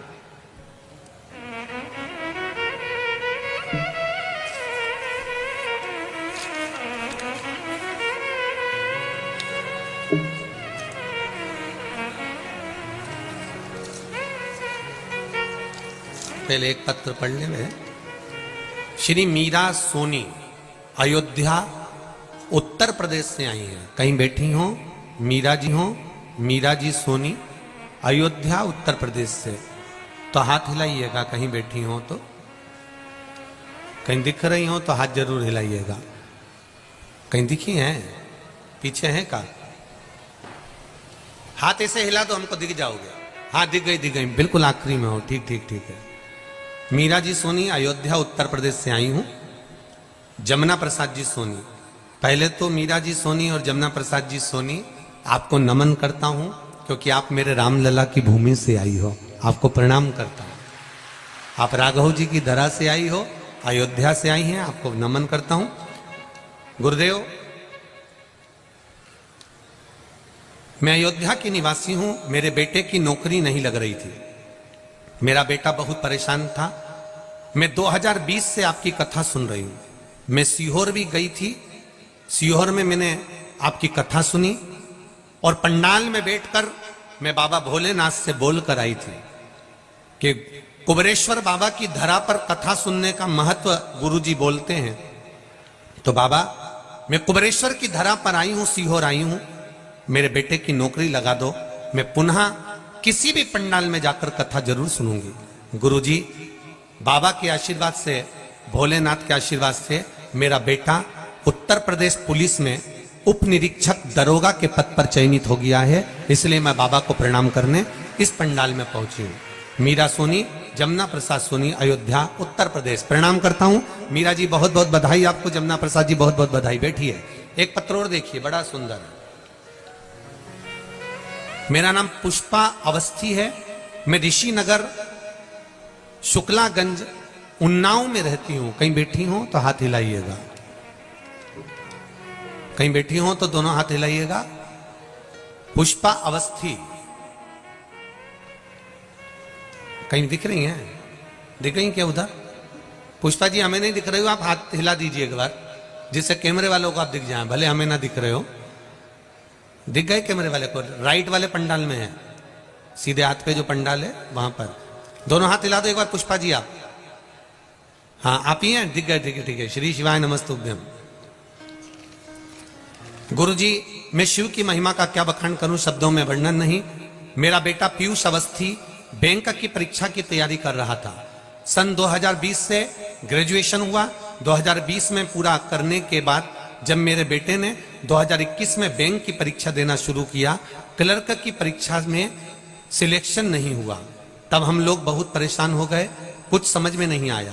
तब मैंने आपका बताया हुआ उपाय महाशिवपुराण से पशुपतिनाथ का व्रत करना शुरू किया। अगली परीक्षा का फॉर्म आया। बैंक में असिस्टेंट मैनेजर का पोस्ट की परीक्षा हुई। पहले हमने क्लर्क की परीक्षा दी, उसमें नहीं हुआ, हम हताश हो गए। तब असिस्टेंट मैनेजर की परीक्षा का पहला चरण पास आने के लिए बाबा से विनती करी। लड़का बहुत मेहनत कर रहा था। मैंने उसको शिवजी के मंदिर भेजना चालू करा। पढ़ाई के साथ में शंकर पर विश्वास करा और बाबा की कृपा से पहला चरण पास आने लगा। और पास आते आते पढ़ाई में आपके बताए गए उपाय करते रहे। मैं हर सोमवार पशुपति व्रत करने जाती थी। पहले चरण की परीक्षा वाली सुबह बेटे से बेलपत्र पर शहद लगवाकर भेजा। शिव मंदिर जाके बेलपत्र चढ़वाई और बाबा की कृपा से मंत्र कुंदकेश्वर महादेव का नाम लिया। शहद वाला बेलपत्र का प्रयोग करा। महादेव की कृपा से पहला चरण मेरा बेटा पास हुआ। मेरी पूजा भी साथ साथ चलती रही। जिस दिन परीक्षा का दूसरा चरण था गुरुदेव, 22 जनवरी 2022 को कड़ाके की ठंड पड़ रही थी और बहुत तेज ठंड थी गुरुदेव। पता नहीं बाबा परीक्षा ले रहे थे। रेनकोट पहनकर बेटा पन्नी बांधकर तब बेटा और पति मोटरसाइकिल से मंदिर की ओर निकले। बेटे ने मेहनत बहुत करी थी गुरुदेव और शिवजी को जाकर बेलपत्र फिर लगाया। बाबा को बेलपत्र चढ़ाकर शहद लगाकर बाबा को आए। महादेव की कृपा से गुरुदेव दूसरा जो इंटरव्यू हुआ उस समय पर मेरे बेटे को फाइनल रिजल्ट आ गया और मेरा बेटा मैनेजर की पोस्ट पर जाकर बैठ गया। ये शिव की कृपा है। असिस्टेंट मैनेजर का जो रिजल्ट आया गुरुदेव, बाबा की कृपा हुई। मेरा बेटा यूको बैंक में असिस्टेंट मैनेजर की पोस्ट पर बैठा है। मैं बाबा को धोख लगाने आई हूं। बैठिए पुष्पा जी, बहुत बहुत बधाई आपको। श्री शिवाय नमस्तुभ्यम। तीसरा पत्र भी देखिए, जिसमें एक बहुत बड़ी कंपनी में एक साधारण सी मां के बेटे की नौकरी लग जाती है। कितनी खुश होकर कहती है, हंसु त्रिपाठी दिल्ली करवाल नगर से आई हैं। कहीं बैठी हो अंशु त्रिपाठी? कहीं बैठी हो तो हाथ हिलाइएगा। आप ही हैं? श्री शिवाय नमस्तुभ्यम। दोनों हाथ हिला दीजिए। अंशु त्रिपाठी पशुपतिनाथ के व्रत का क्या मैं वर्णन करूं। 5 से 6 महीने से कई इंटरव्यू दे रहा था, परंतु कोई आराम नहीं था। मेरा बेटा उस इंटरव्यू में निकल नहीं रहा था। तब पशुपति व्रत करना प्रारंभ करा और शिवजी पर जल चढ़ाना प्रारंभ करा। बाबा की कृपा देखिए, 5 व्रत पूरे भी नहीं हुए थे और 2 व्रत बचे हुए थे। तब मेरे बेटे ने कंपनी में कॉल किया और कंपनी से कॉल आ गया और बाबा की कृपा से मेरे बेटे को एप्पल की कंपनी में सबसे बड़ी पोस्ट पर उसकी नौकरी लग गई। मैं बाबा को धोख लगाने आया हूं। बहुत बहुत बधाई हिमांशु त्रिपाठी जी, आपको बहुत बहुत बधाई। श्री शिवाय नमस्तुभ्यम। बैठिए। हर हर महादेव। शिव पर करा गया भरोसा, भगवान शंकर पर की गया विश्वास। और यहां पर भी कहकर जा रहा हूं, बाबा देव अधिदेव महादेव आनंदेश्वर की इस धरा से कहकर जा रहा हूं, शिव महापुराण पर विश्वास करना, शंकर की वाणी पर विश्वास करना, मेरे ओघड़ दानी पर विश्वास करना, भरोसा रखना। संसार धोखा दे देगा पर मेरा महादेव कभी धोखा नहीं देगा, ये निश्चित है। आज कौन तारीख है?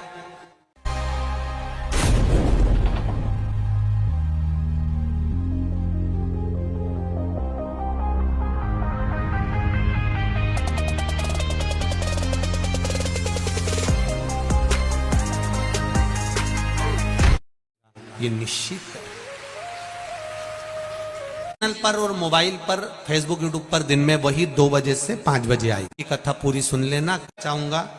22 तारीख को कथा समापन होगी। ये पत्र भी छोटे पड़ेंगे 13 जनवरी की कथा को, ये निश्चितता है। महीने बाद जब मिलेंगे तो आपका भी पत्र यहां पर होगा कि बाबा ने मुझे ये दिया,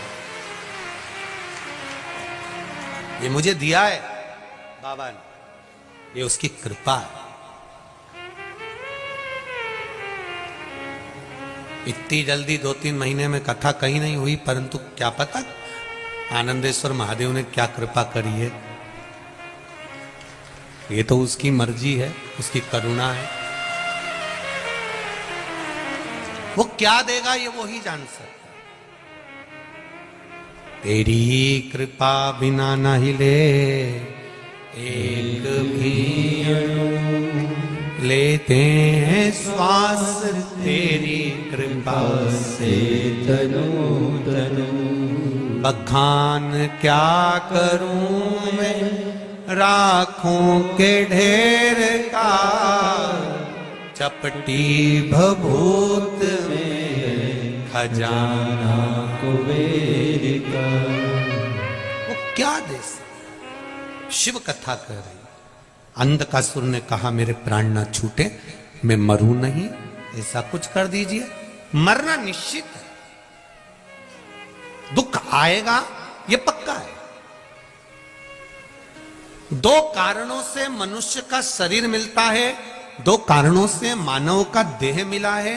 एक पूर्व के कर्म का भोग भोगने के लिए और दूसरा भगवान का भजन करने के लिए। ये 2 कारण हमारे को मिले हैं। ये 2 कारणों से मनुष्य का शरीर मिला है। ये 2 कारणों से मानव की देह मिली है, मानव का शरीर। 2 कारण है हमारे जन्म के। एक भगवान का भजन करो, दूसरा कर्म का भोग भोगो। कोई तुमसे कह दे कि तुम्हें दुख नहीं आएगा, आएगा। पर शिव महापुराण की कथा सुनी है तो थोड़ा सेफ रहोगे। आएगा जरूर, सामने आएगा। ये कोरोना की वैक्सीन काय को लगवाई थी? कई लोगों ने बहुत डराया, हाथ टेढ़ा हो जाएगा, 4-6 दिन तक बुखार आएगा।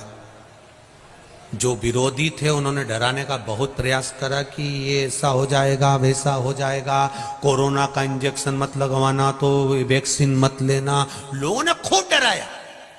उसी तरह शिव महापुराण में भी लोग डराते हैं, शंकर जी का शिवलिंग मत बनाओ, रात को ये पूजन मत करो, काली मिर्ची मत चढ़ाओ, ये मत करो, बेलपत्री मत चढ़ाओ, शिव जी को शहद लगाकर बेलपत्र मत चढ़ाओ। लोग तुम्हें भटका देंगे, डरा देंगे, तुम्हारा मार्ग विच्छेद कर देंगे। पर जिसने कोरोना की वैक्सीन लगवा ली, उसको दूसरे चरण, तीसरे चरण में कुछ नहीं हुआ, बच गया। जिसने नहीं लगवाई थी, डर के मारे कुछ हो जाएगा, हाथ टेढ़ा हो जाएगा, बीमारी हो जाएगी, लोग कह रहे हैं ऐसा हो जाएगा, जो डरे वो मरे। जो डर गए वो मर गए। जिन्होंने वैक्सीन लगवा ली वो बच गया, वो बच गया। और बुजुर्ग लोग बहुत चतुर थे, नवयुवक लड़के डर रहे थे, बेटियां डर रही थी, हम वैक्सीन लगवाएंगे कल से कुछ हो गया तो। और बुजुर्गों ने सोचा मत लगवा, हम तो सबसे पहले जाएंगे। 60 से ऊपर वाले सबसे पहले पहुंच गए, उन्हें लगवा के आ गए, आराम से चना चबा चबा के खा रहे, इनका कुछ नहीं करना, कुछ नहीं।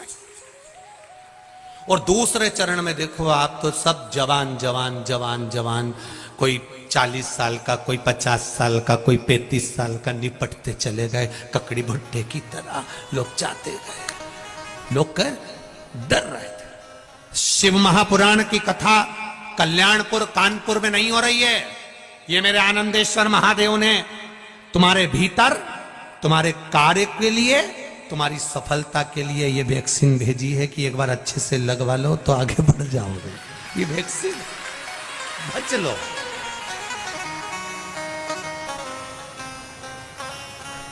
लगाओ वैक्सीन का, वो सुख है। दुख आएगा ये निश्चित है। कोई महाराज तुमसे कह दे कि तुम्हें दुख नहीं आएगा तो ऐसे महाराज जी से हमको भी मिला देना, उसमें कोई दिक्कत वाली बात नहीं है। दांत में दर्द भी होगा, हाथ में जकड़न भी होगी, शरीर में कष्ट भी होगा, घुटने भी दुखेंगे, शरीर भी दुखेगा, ये निश्चित है। पर अगर शंकर भगवान पर विश्वास किया, भरोसा करा, एक बेलपत्र या शंकर जी पे चढ़ा हुआ जल का आचमन करा, तो ये जरूर है कि जैसे वैक्सीन धीरे धीरे काम करती है और फिर आप पर कोरोना को हावी नहीं होने देती, उसी तरह हमारे दुख को हमारे ऊपर ये शिवपुराण हावी नहीं होने देती, बचा लेती, बचाएगी शिवपुराण। जिसने दिल से सुनी है वो सामने आकर खड़ी हो जाती है, ये प्रूफ है।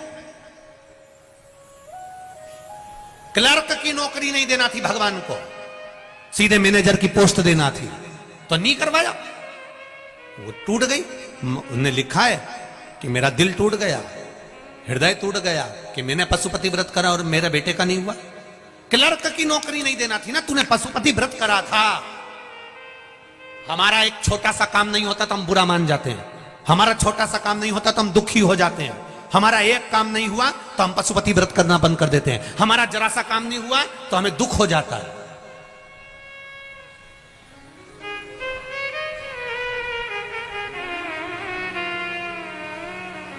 एक छोटा सा काम नहीं हुआ तो हमें दुख हो गया।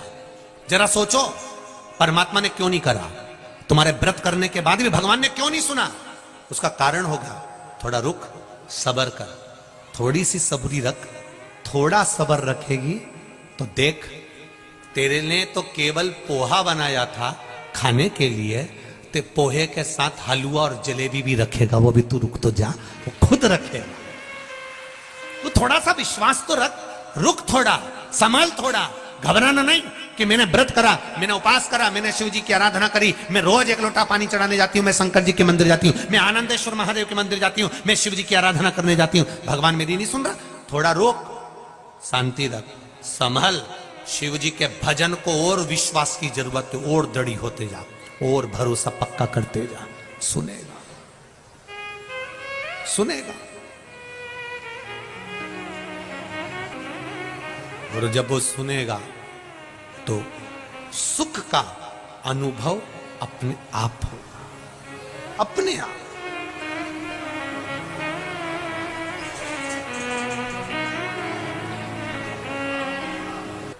तुम चेले किसी के भी हो, उससे मतलब नहीं होता कि हम इनके शिष्य हैं तो हम मंदिर नहीं जा सकते। शिव मंदिर जाना, शंकर के द्वार, रामचरितमानस की रचना करी तो पहले तुलसी बाबा ने राम जी के कथा में शंकर भगवान का चरित्र का वर्णन करा। भगवान कृष्ण की भागवत की रचना करी, वेद व्यास जी ने तो पहले शिव जी की रचना करी, शंकर भगवान की कथा की रचना करी। विष्णु पुराण, कुर्म पुराण, नारद पुराण, जितनी पुराण उठाना है, एक एक पुराण को उठाकर देख लीजिए, सारी पुराण में सबसे पहले शंकर भगवान का चरित्र है। क्यों? क्योंकि जिस पुराण में शिव नहीं होगा वो पुराण का आनंद नहीं हो सकता, इसलिए शिव को पहले विराजमान। आप करो शंकर भगवान की आराधना। और मेरा माताओं से भी निवेदन है, कोई बड़ी बीमारी आ गई है शरीर में, कोई कैंसर जैसा रोग, किडनी, लीवर, कुछ भी तकलीफ है, शिव की आराधना करो, छोड़ना मत ही शंकर भगवान की आराधना। और किसी भी शिवालय को हल्के में मत लेना कि मेरे पड़ोस का शिवालय तो अब भी स्थापना हुई, नहीं नहीं, कोई शिवालय हल्का नहीं। शंकर का मंदिर नहीं होता, शंकर का शिवालय होता है। मंदिर में भगवान स्थापित होते हैं, शिवालय में भगवान स्थापित नहीं होते। रोज जिस शिवालय में शंकर जी रहते हैं, शिवालय से प्रतिदिन शंकर भगवान अपने भक्तों के दुख को जानने के लिए प्रतिदिन निकलते हैं, उसको शिवालय कहा। भगवान विष्णु वैकुंठ छोड़ते हैं समय पर, ब्रह्मा जी ब्रह्मलोक छोड़ते हैं समय पर, इंद्र लोक छोड़ते हैं समय पर। मेरा देवाधिदेव महादेव माता पार्वती को रोज नंदी पर बिठाकर प्रतिदिन प्रदोष काल में शाम के समय पर प्रतिदिन घूमने निकलता है, लोगों के दुख काटने निकलता है प्रतिदिन। एक दिन भी नहीं जाता जिस दिन मेरा महादेव नहीं निकलता, प्रतिदिन। आप उठाओ एक एक वेद पुराण शास्त्र उठाकर देख लीजिए, उसमें लिखा है प्रदोष काल में शंकर भगवान निकलते हैं पार्वती जी के साथ में, प्रतिदिन जाते हैं,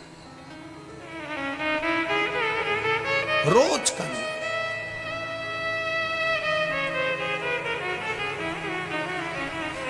और अब तो आप लोगों पर बड़ी कृपा है, धीरे धीरे ठंड बढ़ती चली जाती है, सूर्य अस्त का समय भी नजदीक आते जाता है। This season at Kalyan Jewelers, enjoy up to 1500 rupees off per gram on making charges. Conditions apply. Yok. Sen benim eksi birim olmadan bence bu muhabbeti bitirelim bak. Ne güzel hala aynı yerdeyim. जाता है और कथा भी वो 2 से 5 रहती है, तो प्रदोष काल में ही चलती रहती है। उसका पूरा पुण्य देवाधिदेव महादेव की कृपा से आपको मिल जाता है। जरा विचार करिए, आपको कल की कथा में, परसों की कथा में कहा था, हेलीकॉप्टर को उतारने के लिए हेलीपैड बना होता है जिसपे एच लिखा होता है। शंकर भगवान नंदी पर चढ़कर जाते हैं पार्वती जी के साथ में। जहां शिव महापुराण की कथा हो रही है वो हेलीपैड समझ के उतर जाते हैं नीचे, शिव उतरते हैं। यहां मेरे भक्त हैं, यहां मेरा भक्त विराजमान शिव।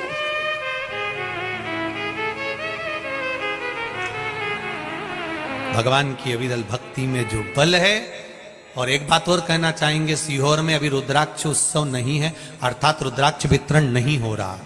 सीहोर में कोई बीमार है, किसी का तबीयत ज्यादा खराब है और वो रिपोर्ट लेकर आ गया डॉक्टर की, तो भले दे देते हैं, पर अभी रुद्राक्ष वितरण बंद है। रुद्राक्ष वितरण करेंगे जब रुद्राक्ष उत्सव का समय आएगा, तब हम पूरा प्रयास कर रहे हैं कि उस समय पर, रुद्राक्ष उत्सव के समय पर रुद्राक्ष वितरण का क्रम हो। हम भी चाहते हैं कि आप लोगों तक एक एक रुद्राक्ष पहुंचे और आपके जीवन को वो सार्थक करे, ऐसा नहीं। पर अभी आप लोग सोचें कि मां रुद्राक्ष मिल जाए तो ना जाए, करबद्ध नहीं। कोई बीमार है और वहां जाकर रिपोर्ट दिखाएगा तो जरूर मिल जाएगा, कार्यकर्ता दे देंगे। और सीहोर का कुबेरेश्वर धाम का रुद्राक्ष ना तो बेचा जाता है और ना कोरियर द्वारा भेजा जाता है। अगर कोई अपनी जेब में से निकाल के रुद्राक्ष दे दे और कि ये सीहोर का है और कुबेरेश्वर धाम का है, तो हम इस पर विश्वास नहीं कर सकते, क्योंकि कुबेरेश्वर धाम का जो रुद्राक्ष है वो कार्यालय से आपको प्राप्त होता है और निःशुल्क मिलता है। उसका कोई कीमत नहीं होता, उसका कोई धन नहीं दिया है, सब फ्री। भोजन भी वहां फ्री है, रहना भी फ्री और वो भी फ्री, सब निःशुल्क। केवल आप भक्ति करो शिव की, मूल चीज वो है। सबसे मूल है भगवान शंकर के मंदिर जाना चालू करो, एक लोटा जल चढ़ाना चालू करो, सारी समस्या का हल। एक लोटा जल। कलयुग नहीं, शिव युग चल रहा है, इसलिए शंकर भगवान सबका हाथ पकड़ा हुआ है। ये शिव युग, इसको समझो। अंधकासुर ने महाराज अपने प्राणों का स्मरण करते हुए कहा, जिस दिन मैं अपनी माता को गलत दृष्टि से देखूंगा उस दिन मेरे प्राण छूटना चाहिए। पर धन पर नारी पर दृष्टि कभी नहीं जाना चाहिए। दूसरे के धन पर अपनी दृष्टि मत दो, दूसरे की नारी पर अपनी दृष्टि मत दो। बर्बादी का सिरा है ये। लंका अधिपति रावण ने पर नारी पर दृष्टि दे दी थी, इसलिए पूरा बर्बाद हो गया। पर नारी, दूसरे की स्त्री पर, दूसरे की नारी पर कभी दृष्टि नहीं।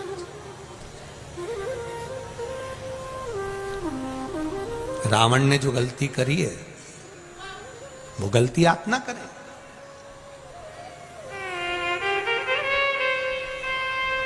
सावधान रहें उससे कि दूसरे का अगर धन हमारे यहां आ गया, बेकार धन हमारे यहां आ गया, तो हमको बर्बाद कर देगा।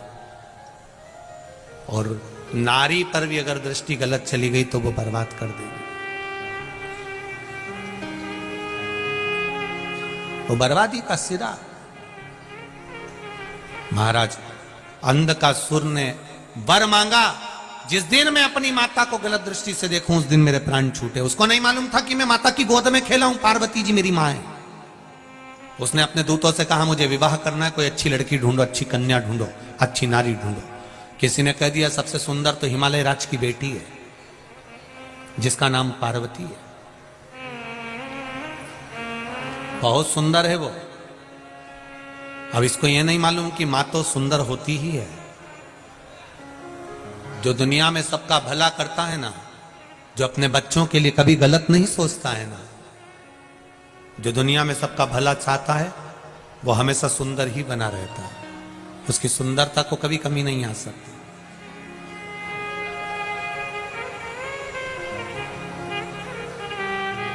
ब्यूटी पार्लर में ये बाहर का श्रृंगार होता है और शिव महापुराण में ये आत्मा का श्रृंगार होता है। यहां आत्मा शुद्ध होती है। यहां की सुंदरता आत्मा की सुंदरता होना चाहिए। अंधकासुर ने कहा मैं विवाह किससे करूं, तो कहा हिमालय राज की कन्या बड़ी सुंदर, पर उसका विवाह हो गया है भगवान शंकर के साथ। शिव जी के साथ विवाह हो गया, हाँ, तो क्या हुआ? मैं उसको अपना बनाना चाहता हूं। कि सुंदर कितनी है। पार्वती जी को देखने के लिए अंधकासुर चले गया और शिव जी के भवन के बाहर, कैलाश अधिपति की गुफा के बाहर, माता अमर गुफा के बाहर कुछ कार्य के लिए आई थी और अंधकासुर ने उनको दृष्टि से देख लिया। एक देखने का भी तरीका होता है, एक देखने का भी तरीका होता है। स्वामी विवेकानंद जी जब विदेश में गए तो उनकी सुंदरता बड़ी प्रबल थी, बहुत सुंदर थे स्वामी विवेकानंद जी। तो वहां की जो नारियां थी उन्होंने कहा कि स्वामी जी हम आपसे कोई संबंध रखना चाहते हैं, कोई संबंध बनाना चाहते हैं। स्वामी विवेकानंद जी ने कहा मैं भी आपसे संबंध बनाना चाहता हूं, मना नहीं है। नारियां खुश हुई। आप कौन सा संबंध बनाना चाहते हैं? स्वामी विवेकानंद कहते हैं आप मेरी मां और मैं आपका बेटा बनना चाहता हूं। आप मेरी मां बन जाओ और मैं आपका पुत्र बन जाऊं। संसार में इससे बड़ा सुंदर कोई संबंध नहीं है। माता और पुत्र से सुंदर कोई संबंध हो भी नहीं सकता। माता पुत्र के संबंध के बराबर कोई संबंध नहीं। पार्वती जी को जब गलत दृष्टि से देखा है, हाथ पकड़ने के लिए अंधकासुर आगे आया, मैं तुम्हें अपना बनाना चाहता हूं। पार्वती जी की आंख में जल भर गया, माता पार्वती जी के नैनों में जल भरा। आज मेरा पुत्र मुझे गलत दृष्टि से देख रहा। शिव जी को क्रोध आ गया, काल भैरव को प्रकट कर दिया। काल भैरव से कहा जाओ अंधकासुर का वध करो। काल भैरव ने जाकर अंधकासुर का वध कर दिया। अंधकासुर ने पूछा कि अगर मैं आपका पुत्र था, अगर मैं आपका बेटा था, तो फिर मेरा प्राण क्यों ले रहे हो? माता पार्वती जी ने कहा जो बेटा किसी पर स्त्री पर भी अगर अपनी दृष्टि देता है तो ऐसा बेटा ना हो तो अच्छा है। उस बेटे का क्या करेंगे?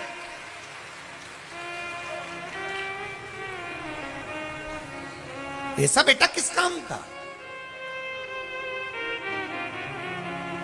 बड़ा सोचनीय प्रसंग है ये महाराज, बहुत सोचने वाला प्रसंग है। अंधकासुर और माता पार्वती का ये प्रसंग बहुत सोचने वाला, सीख देने वाला प्रसंग। अपने बच्चों को समझाइए, अपने बच्चों को ज्ञान दीजिए, बेटा अपनी जिंदगी में पर धन और पर नारी से दूरी बनाकर रखना।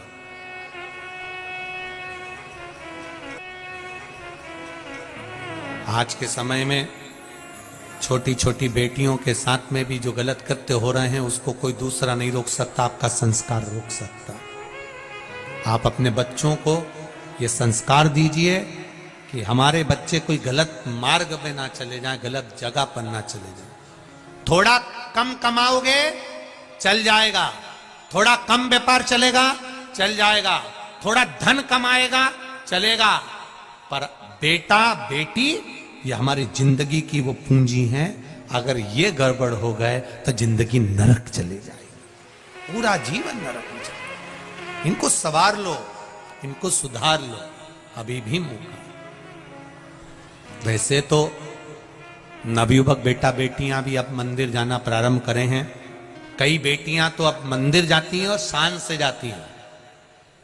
कई बेटे नवयुवक लड़के भले जीन्स पहनकर मंदिर जा रहे हैं पर शान से जाते हैं।